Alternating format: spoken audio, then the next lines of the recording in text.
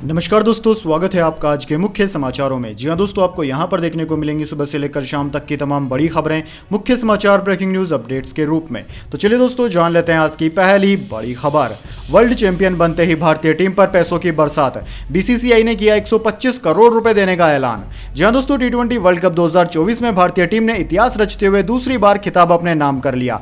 Final में south Africa के खिलाफ भारत ने 7 रन से जीत दर्ज की। इस जीत के बाद अब भारतीय क्रिकेट कंट्रोल बोर्ड बीसीसीआई ने भारतीय टीम के लिए बड़ा ऐलान कर दिया है। दरअसल दोस्तों, जय शाह ने बताया कि अब भारतीय टीम को बतौर प्राइज मनी 125 करोड़ रुपए दिए जाएंगे। बीसीसीआई सचिव जय शाह ने सोशल मीडिया पर पोस्ट करते हुए टी20 वर्ल्ड कप 2024 जीतने के लिए भारतीय टीम को बधाई दी। साथ ही कहा कि उन्हें टीम इंडिया के लिए 125 करोड़ रुपए की पुरस्कार राशि की घोषणा करते हुए खुशी हो रही है। चलिए दोस्तों, जान लेते हैं इसके बाद अगली बड़ी खबर। 4 महीने बाद प्रधानमंत्री मोदी की मन की बात, बोले मां के नाम पर पेड़ लगाएं, पेरिस ओलंपिक के लिए खिलाड़ियों को बधाई दी। जी हां दोस्तों, प्रधानमंत्री मोदी ने लगभग 4 महीने बाद रेडियो प्रोग्राम मन की बात की। इस दौरान उन्होंने लोकसभा चुनाव, हूल दिवस, रथ यात्रा, अमरनाथ यात्रा, कुवैत रेडियो के हिंदी शो, लोकल प्रोडक्ट्स, पर्यावरण दिवस और योग दिवस पर बातचीत की। प्रधानमंत्री मोदी ने 26 जुलाई से होने वाले पेरिस ओलंपिक में जाने वाले भारतीय टीम को भी शुभकामनाएं दी और कहा कि इस बार ओलंपिक में कुछ चीजें पहली बार देखने को मिलेगी। खिलाड़ी भी अलग लेवल का रोमांच दिखाएंगे।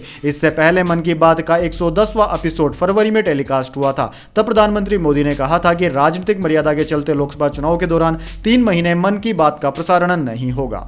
चलिए दोस्तों, जान लेते हैं अगली खबर। अमरनाथ यात्रियों को ले जा रही कार का हुआ एक्सीडेंट, 2 की हालत गंभीर। पहले दिन 14,000 श्रद्धालुओं ने बाबा बर्फानी के दर्शन किए। जी हां दोस्तों, अमरनाथ यात्रा का 30 जून को दूसरा दिन था।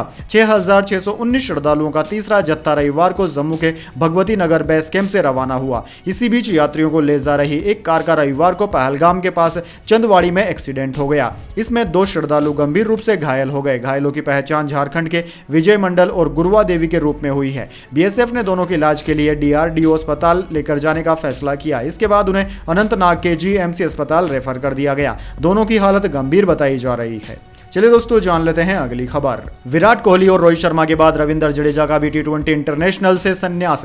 15 साल के करियर में 74 मैच खेले, 515 रन बनाए और 54 विकेट भी लिए। जी हां दोस्तों, भारतीय ऑलराउंडर रविंद्र जडेजा ने रविवार को टी20 इंटरनेशनल क्रिकेट से रिटायरमेंट का ऐलान कर दिया। दरअसल दोस्तों, इससे पहले शनिवार को टीम के 2 दिग्गज खिलाड़ी विराट कोहली और रोहित शर्मा ने वर्ल्ड कप फाइनल जीतने के कुछ देर बाद संन्यास की घोषणा की थी। टीम इंडिया ने 29 जून को बारबाडोस में साउथ अफ्रीका को फाइनल में हराकर 17 साल बाद टी20 वर्ल्ड कप जीता। वहीं दोस्तों, जडेजा ने लिखा कि पूरे दिल से आभार जताते हुए मैं टी20 इंटरनेशनल मैचों को अलविदा कहता हूं। मैंने हमेशा अपने देश के लिए अपना सर्वश्रेष्ठ दिया है और अन्य फॉर्मेट में भी ऐसा करना जारी रखूंगा। टी20 वर्ल्ड कप जीतना एक सपना सच होने जैसा है। आप लोगों के अटूट विश्वास के लिए धन्यवाद। जय हिंद। वैसे दोस्तों, कमेंट करके बताइए आपको सबसे ज्यादा दुख किसके संन्यास की खबर सुनकर हुई, रोहित शर्मा, विराट कोहली या फिर रविंद्र जडेजा। चलिए दोस्तों, जान लेते हैं अगली खबर। डिप्टी स्पीकर पद पर ममता बनर्जी ने चला ऐसा दाव, अखिलेश हो गए खुश, कांग्रेस के मंसूबों पर फिर फिरा पानी। जी हां दोस्तों, हाल ही में संपन्न हुए लोकसभा चुनाव के बाद नई सरकार के मंत्रियों ने शपथ ग्रहण कर लिया। इसके साथ ही 18वीं लोकसभा के एक बार फिर कोटा से भारतीय जनता पार्टी यानी कि बीजेपी के सांसद ओम बिरला को लोकसभा का स्पीकर बनाया गया। लेकिन डिप्टी स्पीकर को लेकर अभी संशय बना हुआ है। इसी बीच पश्चिम बंगाल की मुख्यमंत्री और तृणमूल कांग्रेस टीएमसी चीफ ममता बनर्जी ने डिप्टी स्पीकर के पद के लिए समाजवादी पार्टी सपा को मौका देने की बात की है। लोकसभा में डिप्टी स्पीकर का चुनाव कब होगा यह साफ नहीं है, लेकिन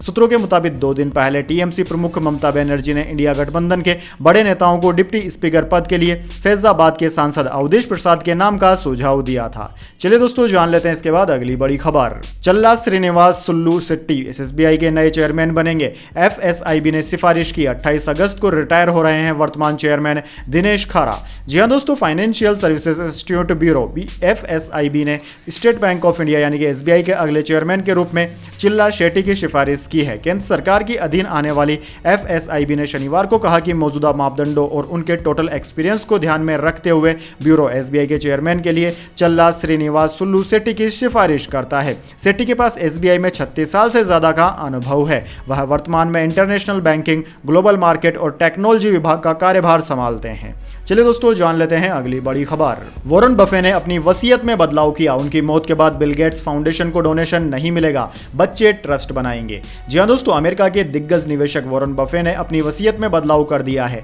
अब उनकी मौत के बाद bill and Melinda Gates foundation को डोनेशन जाना बंद हो जाएगा। इसके बजाय उनकी संपत्ति उनके 3 बच्चों की देखरेख में एक चैरिटेबल ट्रस्ट को दे दी जाएगी। दोस्तों, वॉरेन बफे ने अपनी वसीयत में कई बार बदलाव किया है। इस बार उन्होंने अपने बच्चों की वैल्यू और उनकी वसीयत को संभालने की क्षमता पर भरोसा जताया। बफे ने कहा कि मुझे अपने बच्चों और उनकी वैल्यू पर पूरा भरोसा है। इससे पहले बफे ने अपनी संपत्ति का 99% से अधिक हिस्सा गेट्स फाउंडेशन और 4 फैमिली चैरिटी इंस्टीट्यूशंस को दान करने का इरादा जताया था। फिलहाल वह अपने जीवन काल में गेट्स फाउंडेशन को दान देना जारी रखेंगे। चलिए दोस्तों, जान लेते हैं इसके बाद अगली बड़ी खबर। अगला वर्ल्ड कप इंडिया में ही है, 2 साल और रुक जाओ। ड्रेसिंग रूम में हुई रोहित कोहली को मनाने की कोशिश, सूर्य कुमार यादव ने बताई पूरी कहानी। दरअसल दोस्तों, भारतीय टीम ने शनिवार को T20 विश्व कप में जीत दर्ज की और इस तरह भारत ने 17 साल का सूखा खत्म कर दिया। देश अभी जीत का जश्न मना ही रहा था, खुशी के आंसू बह रहे थे, बधाइयों का दौर जारी था। तभी किंग कोहली चौंकाते हुए एक बड़ा ऐलान कर देते हैं। उन्होंने कहा कि वह T20 इंटरनेशनल से संन्यास ले रहे हैं। फैंस के लिए यह खबर झटके से कम नहीं थी। अभी इस बारे में बातें चल ही रही थी कि कैप्टन रोहित शर्मा ने भी संन्यास की घोषणा कर दी। फैंस तब हैरान रह गए जब स्टार जोड़ी ने यह स्पष्ट कर दिया कि वे अब टीम इंडिया के लिए खेल का सबसे छोटा प्रारूप यानी कि T20 नहीं खेलेंगे। यह फैसला कब हुआ, दोनों स्टार खिलाड़ियों ने इस बारे में कब सोचा, कब बात की, ऐसी सुबगुबाहटों भरे सवालों का जवाब टीम प्लेयर सूर्य कुमार यादव ने दिया। स्काई ने खुलासा किया कि ड्रेसिंग रूम ने इस खबर पर कैसे प्रतिक्रिया दी। उन्होंने इस मेगा इवेंट का एक एडिशनल खेलने के लिए मनाने की भी कोशिश की। टीम इंडिया के सितारे सूर्य कुमार यादव ने आज तक से बातचीत में बताया कि उन दोनों को संन्यास लेने से रोकने की कोशिश हुई थी, लेकिन वे नहीं माने। कोहली अपने आखिरी T20 इंटरनेशनल में प्लेयर ऑफ द मैच चुने गए तो वहीं रोहित ने बतौर कप्तान जीत के साथ विदाई ली। चलिए दोस्तों, जान लेते हैं इसके बाद अगली बड़ी खबर। 2022 में जिसे खलिस्तानी कहा था उसने रच दिया इतिहास। T20 वर्ल्ड कप में सर्वाधिक विकेट लेने वाला खिताब अर्शदीप के नाम, झटके 17 विकेट। जी हां दोस्तों, 2 साल पहले एशिया कप 2022 में पाकिस्तान से हार के बाद जिस अर्शदीप सिंह को खलिस्तानी कहकर लोगों ने ट्रोल किया था, आज उसी खिलाड़ी ने भारत को T20 वर्ल्ड कप में अजय बना दिया। भारत ने बेदाग रिकॉर्ड के साथ T20 वर्ल्ड कप 2024 का खिताब अपने नाम कर लिया। टूर्नामेंट खत्म होने के बाद अर्शदीप सिंह संयुक्त रूप से सबसे ज्यादा विकेट लेने वाले गेंदबाज बन गए। गेंदबाजी में अपने शानदार प्रदर्शन से अर्शदीप सिंह ने अफगानिस्तान के फजल फारूकी के साथ अपना नाम दर्ज करा लिया। दोनों ने T20 वर्ल्ड कप में 17 विकेट लिए। इस पूरे टूर्नामेंट में अर्शदीप सिंह प्रतिद्वंदियों पर हावी रहे। फाइनल मैच से पहले अर्शदीप सिंह के नाम 15 विकेट थे और वह चौथे नंबर पर थे, लेकिन पिछले फाइनल मैच में 2 विकेट लेकर उन्होंने फजल फारूकी के साथ पहले स्थान पर काबिज हो गए। पूरे टूर्नामेंट में जब भी भारत पर दबाव बना, अर्शदीप सिंह ने अपनी गेंदबाजी का हुनर जरूर दिखाया। चलिए दोस्तों, जान लेते हैं अगली खबर। ब्रिटेन में चुनाव से पहले मंदिर पहुंचे सुनक और अक्षता, कहा प्रधानमंत्री बना तब गीता पर हाथ रखकर शपथ ली, विपक्षी भी मंदिरों के दौरे पर। जी हां दोस्तों, ब्रिटेन के प्रधानमंत्री ऋषि सुनक और उनकी पत्नी अक्षता मूर्ति ने देश में 4 जुलाई को होने वाले चुनाव से 4 दिन पहले लंदन के नेसदेव मंदिर पहुंचकर पूजा अर्चना की। शनिवार को जैसे ही सुनक का काफिला मंदिर परिसर में पहुंचा, भीड़ ने उनका जोरदार स्वागत किया। उन्होंने मंदिर का दौरा किया और वहां मौजूद लोगों से बातचीत भी की। सुनक ने नेसदेव मंदिर में लोगों का संबोधन भी किया। उन्होंने अपने भाषण की शुरुआत T20 वर्ल्ड कप में भारतीय टीम की जीत के साथ की। सुनक ने कहा कि आज आप क्रिकेट मैच के नतीजों से तो खुश होंगे। इस पर भीड़ ने तालियां बजाई। चलिए दोस्तों, जान लेते हैं इसके बाद अगली बड़ी खबर। अब मैं बेरोजगार हो गया हूं, कोई ऑफर है क्या? हेड कोच का कार्यकाल खत्म होने के बाद गुरु द्रविड़ का झलका दर्द। जी हां दोस्तों, राहुल द्रविड़ के मार्गदर्शन में भारतीय क्रिकेट टीम पहली बार वर्ल्ड चैंपियन बनी। टीम इंडिया ने T20 वर्ल्ड कप 2024 के फाइनल में साउथ अफ्रीका को हराया। बतौर खिलाड़ी द्रविड़ कभी विश्व चैंपियन टीम का हिस्सा नहीं रहे, लेकिन कोच के रूप में उन्होंने भारतीय टीम को T20 विश्व कप में वर्ल्ड चैंपियन बना दिया। द्रविड़ का बतौर हेड कोच टीम इंडिया के साथ कार्यकाल इस विश्व कप तक ही था। अब वह टीम इंडिया के कोच नहीं रहेंगे। कभी टीम इंडिया की दीवार रहे Rahul Dravid world champion team का हिस्सा बनने पर खुश है। हालांकि उन्हें इस बात का दुख है कि वह अगले सप्ताह से बेरोजगार हो जाएंगे। द्रविड़ ने टीम को विश्व चैंपियन बनाने के बाद अपना पहला रिएक्शन यही कह कर दिया था। चलिए दोस्तों, जान लेते हैं इसके बाद अगली बड़ी खबर। शेयर बाजार में अगले हफ्ते तेजी का अनुमान। FOMC मिनट्स, ऑटो सेल्स से लेकर FII फ्लो तक यह फैक्टर्स तय कर सकते हैं बाजार की चाल। जी हां दोस्तों, शेयर बाजार में अगले हफ्ते तेजी देखने को मिल सकती है। FOMC मिनट्स और auto sales, domestic economic data, global economic data, FII DI flow और अपकमिंग IPO पर बाजार की नजर रहेगी। दोस्तों आपको बता दें, जून महीने के ऑटोमोबाइल सेल्स के आंकड़ों पर बाजार की नजर रहेगी, जो 1 जुलाई को सामने आएंगे। टू व्हीलर्स और पैसेंजर व्हीकल्स की सेल्स में ग्रोथ की उम्मीद है। कमर्शियल व्हीकल सेगमेंट में सेल्स फ्लैट रहने का अनुमान है। चलिए दोस्तों जान लेते हैं इसके बाद अगली बड़ी खबर, लेकिन उससे पहले मेरी आपसे एक छोटी सी रिक्वेस्ट है, अगर दोस्तों आपको अभी तक हमारी न्यूज़ पसंद आई है तो इसे एक छोटा सा लाइक जरूर दे दीजिए, और अगर आपको पसंद नहीं आई है तो बेशक आप डिसलाइक भी कर सकते हैं, लेकिन दोस्तों लाइक और डिसलाइक जरूर कीजिए, क्योंकि दोस्तों यही हमारी मेहनत का फल होता है और इसी से हमें पता चलता है कि आपको हमारी वीडियोस पसंद आ रही है या नहीं। तो चलिए दोस्तों जान लेते हैं अगली खबर। मथुरा में भर कर गिरी पानी की टंकी, दर्दनाक हादसे में 2 लोगों की मौत और कई हुए घायल। जी हां दोस्तों, मथुरा के कृष्णा विहार इलाके में रविवार को पानी की टंकी गिरने से बड़ा हादसा हुआ। पानी की टंकी भर कर गिरने की वजह से 2 लोगों की मौत और कई लोगों के घायल होने की खबर सामने आ रही है। यह पूरा मामला कोतवाली थाना क्षेत्र के कृष्णा विहार इलाके का है। जानकारी के अनुसार इस हादसे में एक बच्ची और एक महिला की मौत हुई। टंकी गिरने से सड़क पर खड़े कई वाहन भी क्षतिग्रस्त हो गए। कई घरों में टंकी का मलबा और पानी घुस गया। हादसे में घायल लोगों को इलाज के लिए अस्पताल में भर्ती कराया गया, जिनमें से कई लोगों की हालत गंभीर बताई जा रही है। चलिए दोस्तों जान लेते हैं अगली खबर। केदारनाथ मंदिर के पास एवलांच, झारखंड में निर्माणाधीन पुल गिरा। राजस्थान, मध्य प्रदेश समेत 9 राज्यों में आज भारी बारिश की चेतावनी। जी हां दोस्तों, देश भर में जारी बारिश के बीच रविवार को उत्तराखंड में केदारनाथ मंदिर के पास एवलांच आया। मंदिर के पीछे पहाड़ी पर सुबह 5 बजे गांधी सरोवर के ऊपर बर्फ का बड़ा हिस्सा सरक गया। हालांकि इसमें जान माल का नुकसान नहीं हुआ। इससे पहले उत्तराखंड के हरिद्वार में शनिवार को गंगा नदी का जलस्तर बढ़ने से 8 गाड़ियां बह गई थी। वहीं दोस्तों दूसरी तरफ झारखंड के गिरिडीह जिले में मानसून की पहली बारिश में ही एक निर्माणाधीन पुल गिर गया। गिरिडीह के देवरी प्रखंड में अर्गा नदी पर यह पुल 5.5 करोड़ की लागत से बनाया गया था, लेकिन शनिवार को बारिश के कारण नदी का जलस्तर बढ़ गया। रविवार को नदी की तेज धारा में पुल का गर्डर टूटकर गिर गया। वहीं दोस्तों इंडियन मेट्रोलॉजी डिपार्टमेंट यानी कि IMD ने आज यूपी, उत्तराखंड, हिमाचल प्रदेश, पंजाब, हरियाणा, दिल्ली, राजस्थान, मध्य प्रदेश और महाराष्ट्र में भारी बारिश का अलर्ट जारी किया है। इन राज्यों में 2 जुलाई तक ऑरेंज अलर्ट है। अरुणाचल प्रदेश में रेड अलर्ट है। मेघालय, अरुणाचल प्रदेश, नागालैंड, मणिपुर, मिजोरम और त्रिपुरा में 30 जून से 3 जुलाई के बीच 64.5 से लेकर 204.4 mm बारिश होने की संभावना है। चलिए दोस्तों जान लेते हैं इसके बाद अगली बड़ी खबर। सुनीता विलियम्स की वापसी में देरी पर इसरो चीफ बोले, स्पेस स्टेशन लंबे समय तक रहने के लिए सुरक्षित जगह है, वहां फंसना चिंता की बात नहीं। जी हां दोस्तों, इंडियन स्पेस रिसर्च ऑर्गेनाइजेशन यानी कि ISRO chief doctor S Somnath ने कहा है कि स्पेस स्टेशन से भारतवंशी सुनीता विलियम्स की वापसी में देरी चिंता की बात नहीं है। इंटरनेशनल स्पेस स्टेशन लंबे समय तक लोगों के रहने के लिए एक सुरक्षित जगह है। इसरो चीफ ने NDTV को दिए इंटरव्यू में कहा कि यह सिर्फ सुनीता विलियम्स या किसी अन्य अंतरिक्ष यात्री का मामला नहीं है। स्पेस स्टेशन में फंसना या अटक जाना कोई बड़ा मुद्दा नहीं है जिस पर चर्चा होनी चाहिए। अभी वहां 9 अंतरिक्ष यात्री हैं, उनमें से सभी फंसे हुए नहीं है। एस सोमनाथ ने कहा कि सभी अंतरिक्ष यात्री को किसी न किसी दिन वापस आना है।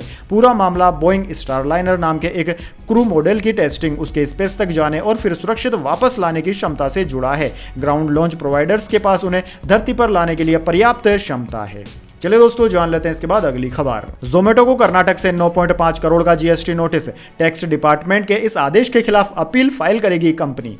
जी हां दोस्तों, online food delivery platform Zomato को कर्नाटक के टैक्स डिपार्टमेंट ने 9.5 करोड़ रुपए का GST, इंटरेस्ट और जुर्माने का नोटिस भेजा है। कंपनी ने इस बात की जानकारी स्टॉक एक्सचेंज फाइलिंग में भी दी। जोमेटो की फाइलिंग के अनुसार कर्नाटक टैक्स अथॉरिटी ने कंपनी को 5.01 करोड़ रुपए का गुड्स एंड सर्विस टैक्स यानी कि GST, 3.93 करोड़ रुपए इंटरेस्ट और 50,19,546 रुपए का जुर्माना भी लगाया। कंपनी को यह नोटिस वित्त वर्ष 2019-20 के लिए मिला है।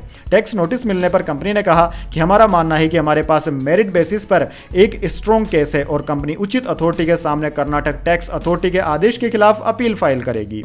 चलिए दोस्तों जान लेते हैं इसके बाद अगली बड़ी खबर। आरक्षण हो 50% की सीमा से ज्यादा, कांग्रेस ने संसद से कर डाली मांग, भाजपा की चुप्पी पर उठाए सवाल। जी हां दोस्तों, कांग्रेस ने रविवार को कहा कि संसद को एक कानून पारित करना चाहिए ताकि 50% की सीमा से अधिक आरक्षण उपलब्ध कराया जा सके। कांग्रेस के इस बयान के एक दिन पहले राष्ट्रीय जनतांत्रिक गठबंधन राजग के घटक दल जनता दल यूनाइटेड जदयू ने मांग की थी कि बिहार में आरक्षण में बढ़ोतरी को संविधान की 9वीं अनुसूची में शामिल किया जाए। जदयू की राष्ट्रीय कार्यकारिणी की शनिवार को यहां बैठक में पार्टी ने हाल ही में पटना हाईकोर्ट के फैसले पर चिंता व्यक्त की। हाईकोर्ट ने अनुसूचित जाति यानी कि SC, अनुसूचित जनजाति ST और अन्य पिछड़ा वर्ग OBC के लिए आरक्षण को 50% से बढ़ाकर 65% करने के बिहार सरकार के फैसले को खारिज कर दिया था। चलिए दोस्तों जान लेते हैं इसके बाद अगली खबर। जनरल उपेंद्र द्विवेदी ने 30वें आर्मी चीफ का चार्ज लिया। रिटायरमेंट से पहले जनरल मनोज पांडे को गार्ड ऑफ ऑनर, 26 महीने पद पर रहे। जी हां दोस्तों, जनरल उपेंद्र द्विवेदी ने रविवार को नए चीफ आर्मी का पद संभाल लिया। जनरल द्विवेदी 30वें सेना प्रमुख हैं। वे इसी साल 19 फरवरी को vice chief of army staff भी बने थे। आर्मी चीफ बनने पर द्विवेदी लेफ्टिनेंट जनरल से जनरल रैंक पर प्रमोट हुए थे। भारत सरकार ने 11 जून की रात उन्हें आर्मी चीफ बनाने का ऐलान किया था। इससे पहले वे सेना के vice chief northern army commander, DG infantry और सेना में कई अन्य कमांड के प्रमुख के रूप में काम कर चुके हैं। चलिए दोस्तों जान लेते हैं इसके बाद अगली बड़ी खबर। सिंगापुर की धर्मगुरु को 10.5 साल की जेल, भक्तों से 43 करोड़ रुपए ठगे, आदेश न मानने पर उनके दांत निकलवाए, कैंची से भी मारा। जी हां दोस्तों, सिंगापुर में 54 साल की धर्मगुरु वू मे को 10.5 साल जेल की सजा हुई है। कोर्ट ने उन्हें अपने भक्तों के साथ धोखाधड़ी करने और उन्हें चोट पहुंचाने समेत 5 आरोपों में दोषी पाया। वू मे हो पर आरोप है कि वह अपने भक्तों का ब्रेन वॉश कर उन्हें बताती थी कि वह एक देवी है। अगर भक्त उनके आदेश का पालन नहीं करते थे तो वू मे हो उन्हें क्रूर सजा देती थी। वह भक्तों को उनका मल खिलाती थी और प्लास से दांत निकालने को कहती थी। वह भक्तों पर कैंची से वार भी करती थी और उन्हें इमारत की दूसरी मंजिल से कूदने को भी कहती थी। चलिए दोस्तों जान लेते हैं इसके बाद अगली बड़ी खबर। साइबर क्राइम के 50% से ज्यादा अपराधी ग्रेजुएट, एमपी में 40 लाख बेरोजगार, 5 साल में 22.5% बढ़े। क्या यही अपराध की बड़ी वजह है? जी हां दोस्तों, 18 जून को भोपाल की साइबर क्राइम पुलिस ने रेवाड़ी से आशीष यादव नाम के एक युवक को गिरफ्तार किया है। आशीष अपने गैंग के साथ मिलकर सस्ते आईफोन बेचने के नाम पर 100 से ज्यादा लोगों के साथ फ्रॉड कर चुका था। उसने भोपाल की एक युवती के साथ ऐसा ही फ्रॉड किया, जिसकी शिकायत के बाद पुलिस ने आशीष और उनके साथियों को गिरफ्तार किया। आशीष की गिरफ्तारी के साथ उसकी लग्जरी लाइफ का भी खुलासा हुआ। वह फॉर्च्यूनर गाड़ी का शौकीन था। उसके सोशल मीडिया अकाउंट से पता चला है कि वह प्राइवेट सिक्योरिटी गार्ड भी रखता था। कई क्रिकेटर और नेताओं के साथ उसने सोशल मीडिया पर तस्वीरें भी पोस्ट की हुई है। चलिए दोस्तों जान लेते हैं इसके बाद अगली बड़ी खबर। 64 साल के इतिहास में महाराष्ट्र को मिली पहली महिला चीफ सेक्रेटरी। कौन है? आईएएस सुजाता सैनिक। जी हां दोस्तों, आपने बिल्कुल सही सुना। आईएएस सुजाता सैनिक को महाराष्ट्र का चीफ सेक्रेटरी नियुक्त किया गया है। राज्य के 64 साल के इतिहास में इस पद पर आसीन होने वाली वह पहली महिला बन गई है। उनकी नियुक्ति एकनाथ शिंदे द्वारा की गई। सुजाता सैनिक 1987 बैच की आईएएस अधिकारी है। सुजाता से पहले उनके पति मनोज सैनिक भी राज्य के चीफ सेक्रेटरी पद पर रह चुके हैं। चीफ सेक्रेटरी के रूप में सुजाता सैनिक का कार्यकाल 1 साल का होगा और वह जून 2025 में रिटायर होंगी। उन्होंने रविवार को चीफ सेक्रेटरी नितिन करीर से पदभार ग्रहण किया। चलिए दोस्तों जान लेते हैं इसके बाद अगली बड़ी खबर। प्राइस की ताजा रिपोर्ट। देश में मुस्लिमों की सालाना कमाई 28%, हिंदुओं की 19%, सिखों की सर्वाधिक 57% बढ़ी। जी हां दोस्तों, हिंदू मुस्लिम परिवारों के बीच आय का अंतर तेजी से कम हो रहा है। दोनों समुदायों के परिवारों में यह अंतर 7 साल में 87% घटकर केवल 250 रुपए बचा है, जो 2016 में 1917 रुपए प्रति मासिक था। दोस्तों आपको बता दें, गैर मुनाफे वाली संस्था peoples research on India's consumer economy price के सर्वे में यह आंकड़े सामने आए हैं। देश में मुस्लिमों की सालाना कमाई 28%, हिंदुओं की 19%, सिखों की सर्वाधिक 57% बढ़ी है। इस इकोनॉमिक थिंक टैंक ने यह सैंपल सर्वे देश के 165 जिलों के 1944 गांवों के 2,01,900 परिवारों के बीच किया। मुस्लिम परिवारों की सालाना आय 7 साल में 2.73 लाख रुपए से 27.7% बढ़कर 3.49 लाख रुपए हो गई। इस दौरान हिंदुओं की आय 2.96 लाख रुपए से 18.8% बढ़कर 3.52 लाख रुपए हो गई है। चलिए दोस्तों जान लेते हैं इसके बाद अगली बड़ी खबर। बिहार में 9 दिन में 5 पुल गिरने पर सरकार को बधाई दी तेजस्वी ने। जी हां दोस्तों, राजद नेता तेजस्वी यादव ने तंज कसते हुए बिहार में 9 दिन में 5 पुल गिरने पर राज्य सरकार को बधाई दी। हालांकि उन्होंने कहा कि बिहार में डबल इंजन सरकार की डबल ताकत से महज 9 दिन में केवल 5 पुल ही गिरे हैं। प्रधानमंत्री मोदी की रहनुमाई और मुख्यमंत्री नीतीश कुमार की अगुवाई में 6 दलों वाले डबल इंजनधारी एनडीए सरकार ने बिहार वासियों को पुल गिरने पर मंगल राज की कल्याणमय उज्जवल शुभकामनाएं प्रेषित की है। वैसे भी पुलों के गिरने से जनता के स्वाहा हो रहे हजारों करोड़ को स्वघोषित ईमानदार लोग भ्रष्टाचार न कहकर शिष्टाचार कह रहे हैं। चलिए दोस्तों जान लेते हैं इसके बाद अगली बड़ी खबर। मोनाली ठाकुर के साथ कॉन्सर्ट में हुई बदसलूकी, ऑडियंस में बैठे शख्स पर लगाए प्राइवेट पार्ट पर कमेंट करने के आरोप, सिंगर ने शो रोककर सरेआम फटकार लगाई। जी हां दोस्तों, सिंगर मोनाली ठाकुर के साथ हाल ही में हुए कॉन्सर्ट में बदसलूकी हुई है। सिंगर स्टेज पर परफॉर्म कर रही थी। इसी बीच भीड़ में खड़े एक शख्स ने उनके प्राइवेट बॉडी पार्ट पर कमेंट कर दिया। सिंगर ने कमेंट सुनते ही बीच में कॉन्सर्ट रोक दिया और कमेंट करने वाले शख्स की जमकर क्लास लगाई। सिंगर ने कहा कि लोग अक्सर भीड़ में छिपकर सेक्सुअल हैरेसमेंट कर बच निकलते हैं। चलिए दोस्तों जान लेते हैं इसके बाद अगली बड़ी खबर। बंगाल में महिला को सड़क पर पीटा, लात मारी, बीजेपी बोली मारने वाला टीएमसी विधायक का करीबी, राज्य में शरिया अदालतें चल रही हैं।